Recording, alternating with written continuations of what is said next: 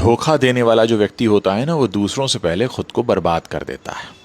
धोखा केवल किसी का विश्वास तोड़ना नहीं है, धोखा उस इंसान के भीतर की सुरक्षा भी तोड़ देता है जिसने आप पर भरोसा किया था। धोखा रिश्ते में हो सकता है, किसी दोस्ती में हो सकता है, व्यापार या परिवार में भी हो सकता है। उसका रूप भले अलग हो, लेकिन उसका परिणाम लगभग हमेशा एक जैसा होता है।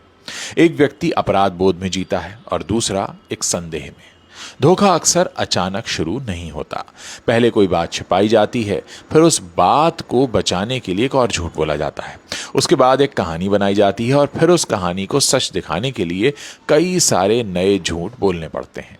इंसान सोचता है किसी को पता नहीं चलेगा, लेकिन धोखे की सबसे बड़ी समस्या पकड़े जाना नहीं होती। सबसे बड़ी समस्या यह है कि धोखा देने वाला इंसान अपनी ही नज़रों में छोटा होने लगता है। वो पहले फ़ोन छिपाता है, बात बदलता है, लोगों की आंखों में देखने से बचता है और हर समय डरता है कि कहीं सच सामने आ ना जाए। बाहर से वो सामान्य दिखाई देता है, लेकिन भीतर उसका आत्मसम्मान लगातार कमज़ोर होता रहता है। अगर किसी ने आपको धोखा दिया है तो सबसे पहले खुद को दोष देना बंद कर दीजिए। आपका भरोसा करना आपकी कमज़ोरी नहीं था, विश्वास तोड़ना सामने वाले का चुनाव था। किसी की बेवफाई ये साबित नहीं करती कि आप प्रेम के योग्य नहीं हैं। ये केवल उस व्यक्ति के चरित्र और फैसले के बारे में बताती है। देखिए, अब धोखा देने वाले को माफ करना है या नहीं, क्या किया जाए? तो माफ करना है या नहीं, ये आपका अपना अधिकार है। केवल शब्दों से प्रभावित होकर तुरंत भरोसा मत कीजिए, क्योंकि माफ़ी मांगना आसान होता है, लेकिन लगातार बदला हुआ व्यवहार कोई दिखाता रहे तो फिर माफ़ करना कठिन भी बन सकता है। ये देखिए कि सामने वाला जिम्मेदारी स्वीकार करता है या बहाने लगातार बना रहा है। वो आपका दर्द समझता है या केवल पकड़े जाने का अफसोस कर रहा है, या वो अगली बार बेहतर प्लानिंग के साथ ये गलती करेगा। वो ट्रांसपेरेंसी यानी पारदर्शिता को अपनाता है या फिर से बातें छिपाने लगता है। और अगर धोखा आपने दिया है तो बदलाव का पहला कदम सफाई देना नहीं, सच को स्वीकार करना है।